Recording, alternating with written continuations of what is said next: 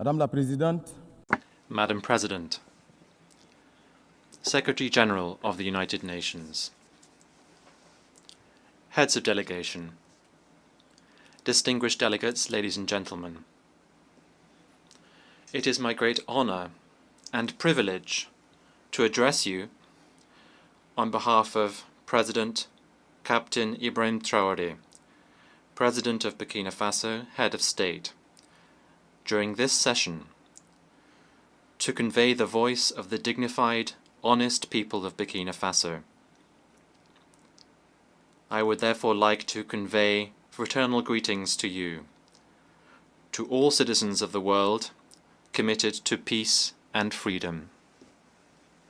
Madam President, on behalf of Burkina Faso, I would like warmly to congratulate you upon your election to the presidency of this, the 80th session.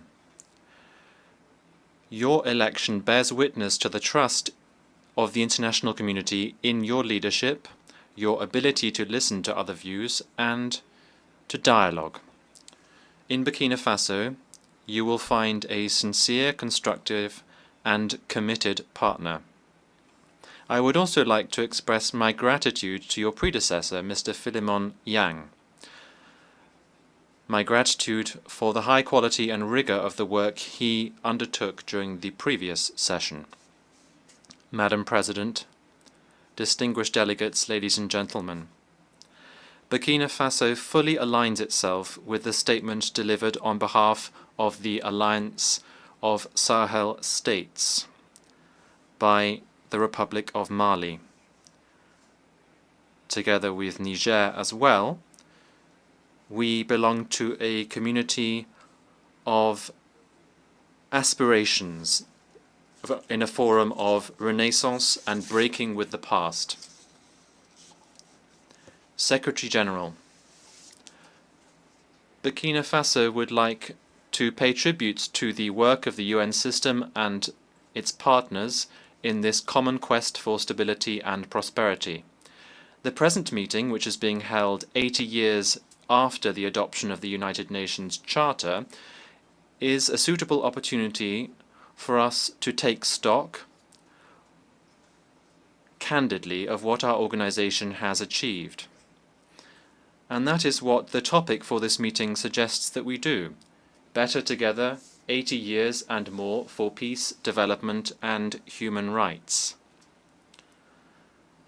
This is fully relevant in light of our mutual commitment to bring about a world that is more just and to build more effective multilateralism.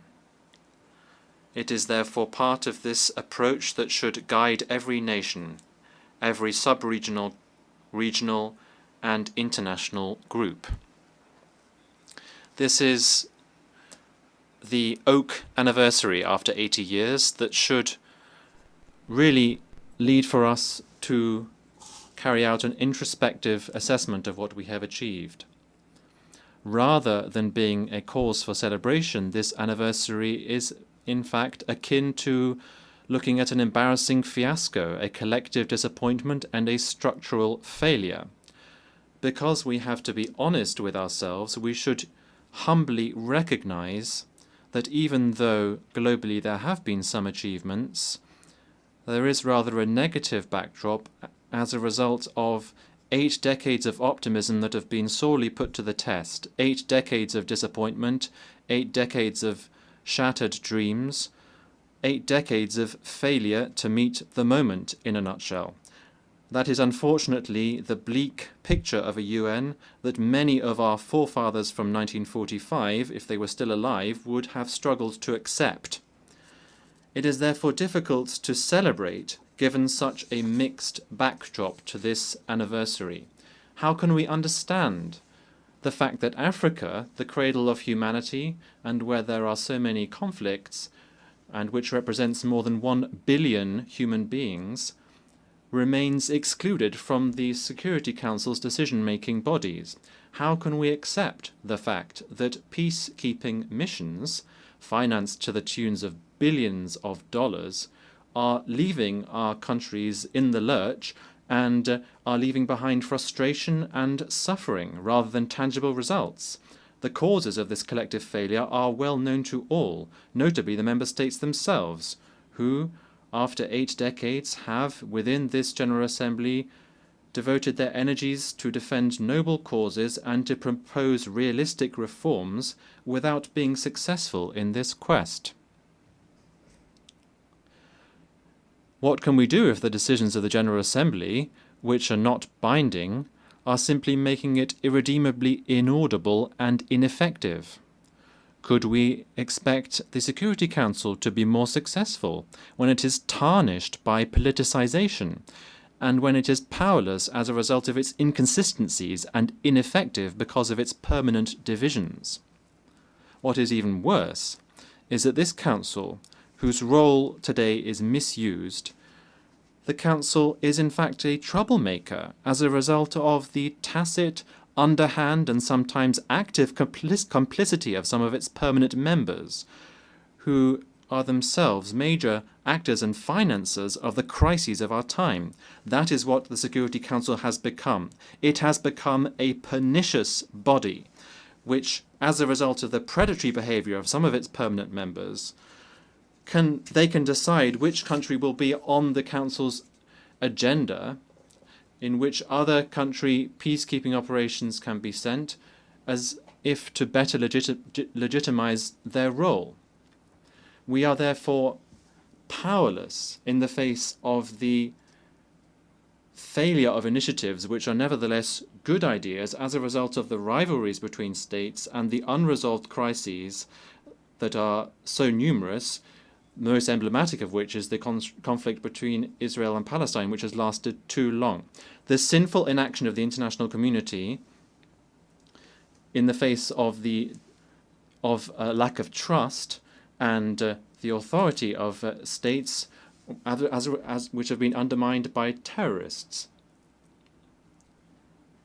It is time for an awakening and for bold reforms, without which the Security Council will remain an anachronistic institution and will not be able to meet the moment. Ladies and gentlemen, in a world that is changing rapidly as a result of rapid digital change and the persistence of geopolitical tensions, it is critical that we reconsider our economic development strategies. International trade can no longer be conceived through rigid schemas and imbalanced models that have been imposed upon us. Rather, it should be focused on strengthening economic autonomy, local use of resources, and promoting genuine social justice.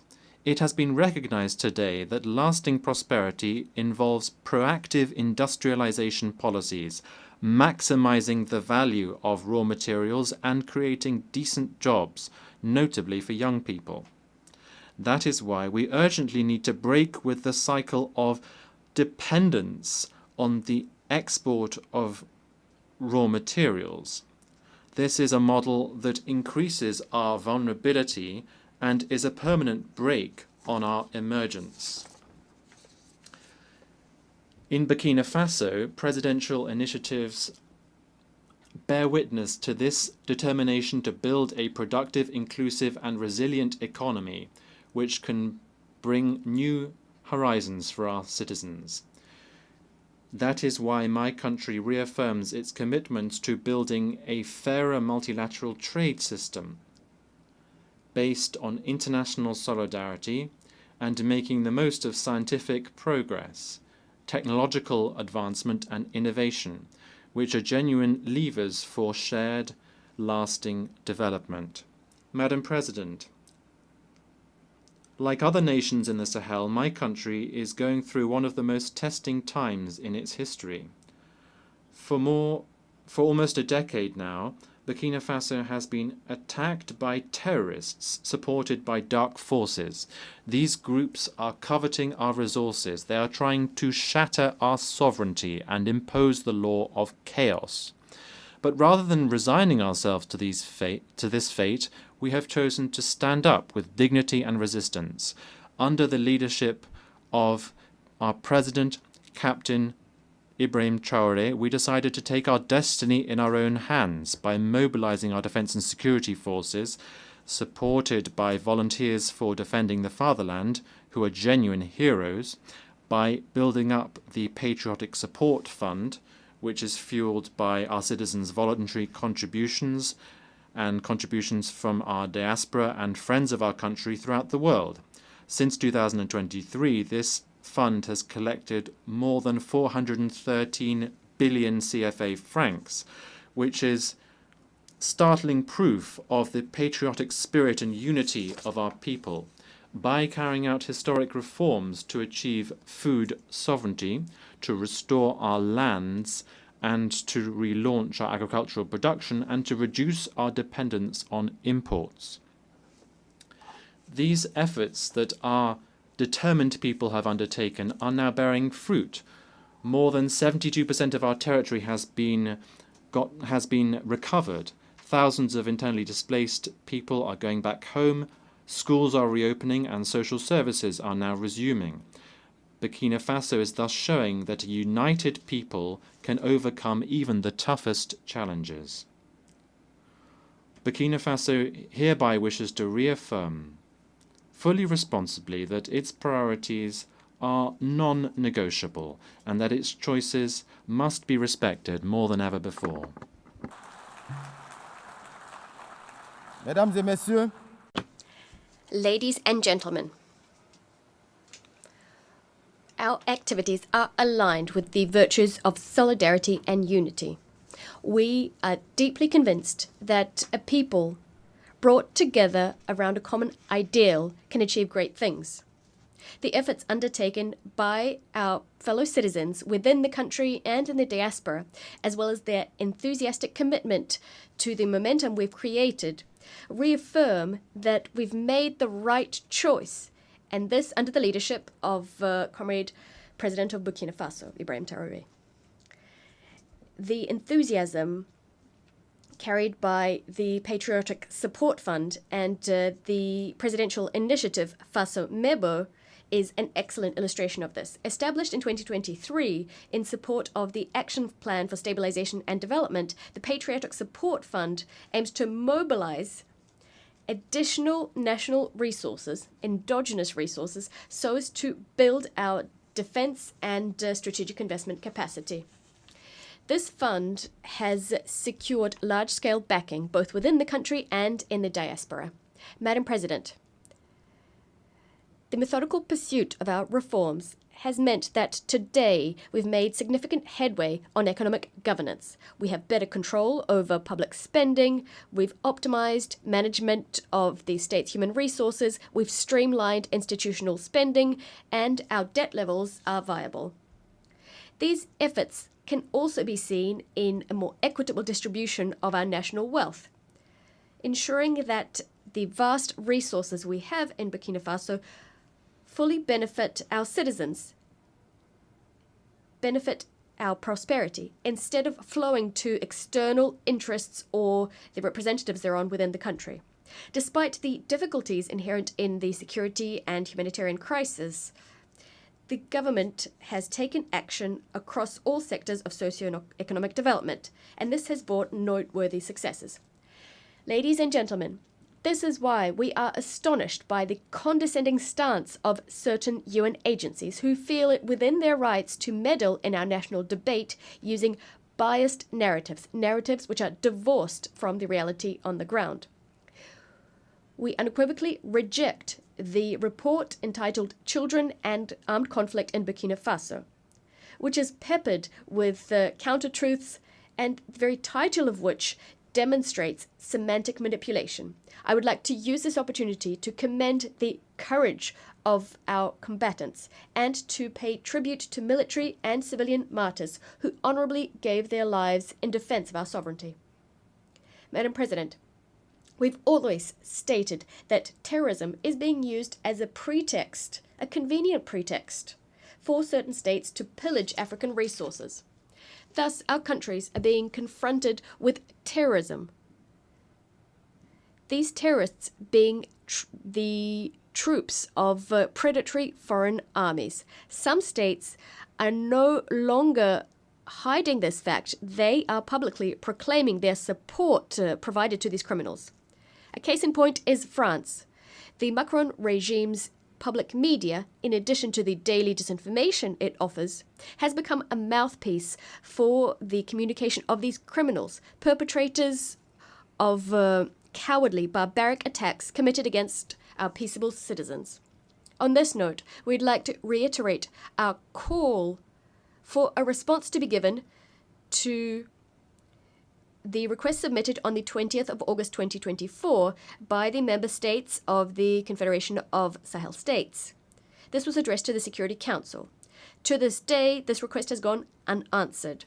This ongoing silence further discredits this institution, leaving doubts about its implicit connivance. What's even more concerning is the fact that some members of the Security Council are continuing to trample over Resolution 1373, which is actually binding. This resolution imposes the suppression of terrorism financing, strengthening border controls, and enhanced international cooperation. In the Sahel, we've taken note of this reality. As a result, we've adapted our security arrangements to the reality on the ground, in addition to revising our modalities of cooperation with certain countries. Madam President, we remain convinced that the United Nations should be the framework for dialogue and cooperation.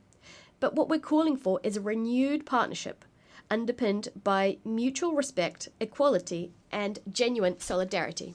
Ladies and gentlemen, confronted with common threats and external interference, Burkina Faso, Mali, and Niger have pooled our forces so as to establish the Confederation of Sahel states. The ASS is not a retreat, it's not a way of turning inwards, not at all. It is us asserting that we have the right to determine what happens to us, to pinpoint our own priorities, and to craft regional cooperation that exclusively serves our people. This choice is a matter of dignity. We are refusing a system whereby our countries were all too often used as a territory for the maneuvering by foreign players in pursuit of foreign agendas. It is our willingness to be the agents of our history, to write ourselves the future our children will live out. The ASS is in keeping with the fight of Pan-African figures such as Thomas Sankara, Patrice Lumumba, and Kwame Nkrumah. Today, a new generation of leaders is taking up the baton. Firmly convinced, and this conviction brimming with inspiration, the inspiration given by the father of the August 1983 revolution, the idea that only struggle liberates. Madam President, Africa, for 80 years now, has sought to claim its legitimate place on the Security Council. It is high time to deeply reform our organization. Specifically, what we need is to introduce a bold Security Council reform, granting Africa a permanent seat on the Council. We must also improve resource management to make the United Nations more effective, to bring it closer to the people it claims to serve. We must also staunchly address the structural causes of international injustice, whether that be terrorism that's been instrumentalized by some, the embargo on Cuba, sanctions against Venezuela, Russia, Nicaragua, inter alia, and the Israeli-Palestinian conflict, the impasse that surrounds it. There's also the role to be played by China in our future. There is also the specific case of the Bolivarian Republic of Venezuela. We'd like to reiterate our unswerving support to the Venezuelan people, which for decades has suffered campaigns of isolation, illegal sanctions, and constant provocations. Faced with this flagrant interference in the sovereign affairs of this nation and this economic attack, which has disastrous humanitarian consequences, we'd like to express our solidarity with this country, Venezuela. Venezuela, which is resisting with dignity so as to maintain its right to craft its own destiny, free from ultimatums and foreign diktats. We appeal to reason and to diplomacy to end all hostile actions directed against Venezuela. Mr. Secretary General, I would now like to address you. It is high time for our organization to change paradigms, because today the United Nations finds itself in the same situation as the defunct League of Nations. The UN isn't able to make its voice heard, to ensure that its own principles are upheld. It's not capable of ensuring compliance with its decisions and resolutions by the powers that be. It's incapable of ensuring respect for international law, of settling many conflicts, or ensuring that it lives up to the task of addressing current challenges. Mr. Secretary General, you have an excellent opportunity to go down in history by shouldering your responsibilities to enact an in-depth transformation of the United Nations, on which so many hopes were pinned when it was established. You have the support of millions of people the world over to turn the organization into a genuine guarantor of peace and security in our world, instead of an instrument of domination in the hands of whoever is currently the mightiest. Despite the various pressure, despite all the power plays, we know that you have the ingenuity to liberate the organization and to ensure it is up to the task of our common ambition. Madam President, turning to development issues, Burkina Faso applauds the holding of the 4th International Conference on Financing for Development. It is our hope that the conclusions drawn in Seville will contribute to the advent of a financial architecture that's more equitable, which respects the sovereignty of states and support genuine transformation of developing countries. In a similar vein, it's absolutely vital to address the factors which serve as a brake on the full implementation of the Sustainable Development Goals, which are supposed to enact positive transformation in our world under the auspices of the United Nations. Ladies and gentlemen, 80 years after the penning of the UN Charter, our organization has not fulfilled the hopes pinned on it in 1945, far from it. 80 years on, our world brims with injustice and suffering. There are risks of yet another large-scale conflict. They're becoming increasingly palpable. This is a source of concern for the future. But it is not too late to give new impetus to our common home, the impetus it currently lacks. Burkina Faso, true to its Pan-Africanist heritage, would like to reiterate its faith in renewed, fair and equitable multilateralism. We will resolutely defend our sovereignty and our dignity. However, we will also stretch out our hands to all nations enamored of justice, freedom and solidarity. Long live the United Nations organization, a reformed organization, a credible organization. Long live the Confederation of Sahel states. Long live Burkina Faso, a dignified, sovereign country standing firmly on our own 2 feet. Motherland or death, we shall prevail. I thank you.